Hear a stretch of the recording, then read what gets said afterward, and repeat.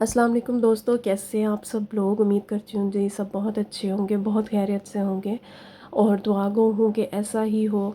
अच्छा जी, वो लोग जिन्होंने नोटिस किया होगा कि मेरी काफ़ी दिनों से वीडियो नहीं आई, तकरीबन 8 दिन हो गए हैं या इससे ज़्यादा ही हो गए होंगे, तो आज मैं उन्हें बताऊँगी इस व्लॉग में कि मैंने इतने दिन से वीडियो क्यों नहीं डाली। और टू बी वेरी ऑनेस्ट, अभी भी मैं जिस हालत में ये वॉइस ओवर कर रही हूँ मेरा अल्लाह ही जानता है, लेकिन मैंने सोचा कि चलें आप लोगों को भी इन्फॉर्म कर दूँगी और इसी बहाने एक वीडियो भी आप तक पहुँच जाएगी।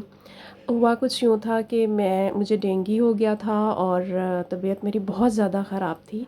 ये सैलड जो मैं इस टाइम खा रही हूँ, यकीन करें ये 7 दिन के बाद मैंने फ़र्स्ट टाइम मतलब मुंह में इस तरह से कुछ डाला है सॉलिड में, वरना जूसेस पर ही गुजारा था और जूस भी इवन के नहीं पिए जा रहे थे मुझसे, तो बहुत मुश्किल से, क्योंकि वो ज़रूरी थे पीने। आपको पता है डेंगू में मतलब आप लोग खाना पीना तो वैसे ही छूट जाता है, लेकिन अगर आप जूसेस का इंटेक भी नहीं लेते हो तो फिर हालत बहुत ज़्यादा ख़राब हो जाती है। लेकिन शुक्र है अल्लाह पाक का कि आज 8वां दिन है और मैंने जो है वो इस तरह से ये खाना शुरू किया। चलें मैं आपको बताती हूँ कि मेरे साथ कैसे कैसे हुआ और मेरी अब तबीयत कैसी है। ये है जी हॉस्पिटल की वीडियो, जब मैं अपनी सबसे पहली रिपोर्ट करवाने गई थी।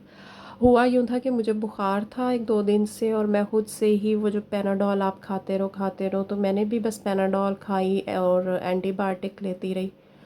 उससे मतलब कोई ख़ास फ़र्क नहीं पड़ा मुझे। लेटर ऑन आई रियलाइज़ कि कहीं मुझे डेंगू ना हो, क्योंकि लाहौर में तो आजकल बहुत ज़्यादा डेंगू की वबा फैली हुई है और हर दूसरे बंदे को जो है वो डेंगू हो रहा है। तो मेरी मदर ने भी मुझे कहा कि तुम जो है अपना डेंगू का टेस्ट करवाओ, तो फिर हम यहाँ हॉस्पिटल आ गए और मैंने अपना सीबीसी करवाया सबसे पहले। तो सीबीसी में भी जी प्लेटलेट्स तो मेरे पूरे थे, लेकिन मेरी कंडीशन जो है वो कुछ नॉर्मल नहीं थी। नॉर्मल बुखार वाला सीन मुझे नहीं लग रहा था, जो पेन थी मेरी बॉडी में या जिस तरह से मुझे ठंड लग रही थी। और फिर मुझे लैब वालों ने भी बताया कि CBC is just to know कि आपके प्लेटलेट्स की कैलकुलेशन कितनी है। अगर आप लोग एग्जैक्ट डेंगू के बारे में जानना चाहते हैं तो उसके लिए आप SN1 एक टेस्ट होता है, वो एग्जैक्टली वो टेस्ट जो है वो डेंगू का होता है, तो आप वो करवा लें। उस टाइम तो मैंने खैर नहीं करवाया, मुझे ये था कि मैं अब घर जाऊं क्योंकि मेरी तबीयत ख़राब हो रही थी। वैसे ही सीबीसी उस टाइम करवा के मैं घर जाना चाह रही थी। SN1 मैंने ये सोचा था कि मैं 1-2 दिन और मेडिसिन खा लेती हूँ, अगर नॉर्मल टेम्परेचर हुआ तो फिर तो आराम आ जाएगा मुझे पैनाडोल वगैरह से ही। और अगर फ़र्ज़ कर लें ये डेंगू भी है तो भी कंफर्म हो जाएगा, मेरी तबीयत को फ़र्क नहीं पड़ेगा। और लेकिन मैंने एंटीबायोटिक लेनी छोड़ दी थी उस सीन में और मैं सिर्फ पैनाडोल खा रही थी। और हुआ फिर ये कि मतलब खाना पीना बिल्कुल ख़त्म हो गया। ये जो आप इस टाइम मेरे हाथ में ये फ्लेवर्ड मिल्क देख रहे हैं, सिर्फ मैं ये पीती थी पैनाडोल के साथ, और मतलब बहुत मुश्किल से ये भी जो है मतलब मुझे डाइजेस्ट हो रहा था। और बाकी तो खाने पीने का सवाल ही पैदा नहीं था होता कि मैं कुछ खा पी लूँ। ये एक जूस था जो मुझे थोड़ा सूट कर रहा था और मैं मतलब मेडिसिन लेते हुए ये साथ पी लेती होती थी। उसके अलावा तो जूसेस भी नहीं पिए जाते। खैर होना ये था कि तबीयत सुधरने की बजाय जो है वो मेरी मज़ीद ख़राब होती गई। और अब हमने ये सोचा कि मतलब आज शाम को ना हम ये करेंगे कि हम अपना डेंगू का वो जो SN1 एक स्पेसिफ़िक टेस्ट होता है वो ही करवा लेंगे। तो बस जी रात दिन इसी तरह से गुज़रते रहे। ऑलरेडी मुझे मतलब तबीयत ख़राब हुए मेरी 3 दिन गुज़र चुके थे, लेकिन यह है कि तबीयत बेहतरी की तरफ जाने की बजाय बदतर होती जा रही थी मेरी।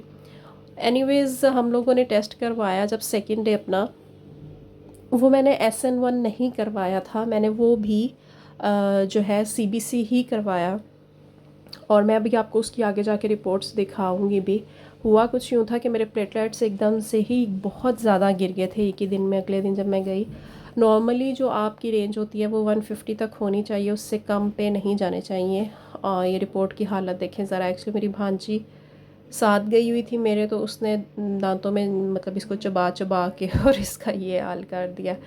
खैर ये जी मेरी फ़र्स्ट डे की रिपोर्ट थी। इसमें तो जो मेरे प्लेटलेट्स आए थे वो नॉर्मल थे। मतलब उस टाइम तक मुझे ये था कि शायद मुझे डेंगू नहीं है, लेकिन इस रिपोर्ट के आने के बाद मेरी हालत कुछ ज़्यादा ही ख़राब होती गई थी।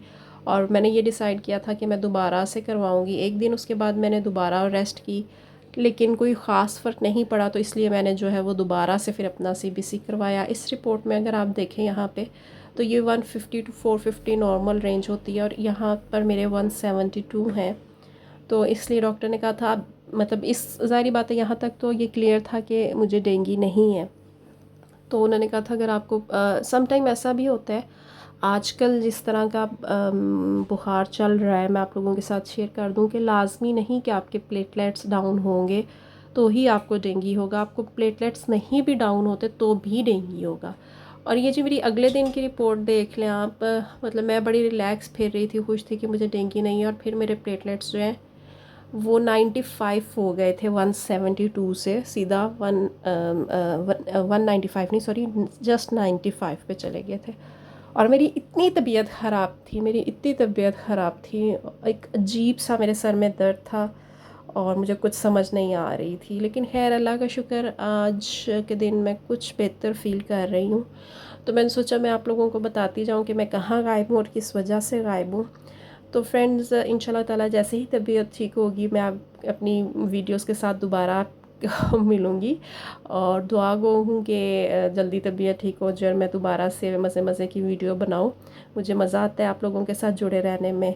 और इंशाल्लाह ताला जी फिर मिलूँगी अगली वीडियो में, तब तक के लिए अपना ख्याल रखिएगा, दुआओं में याद रखिएगा।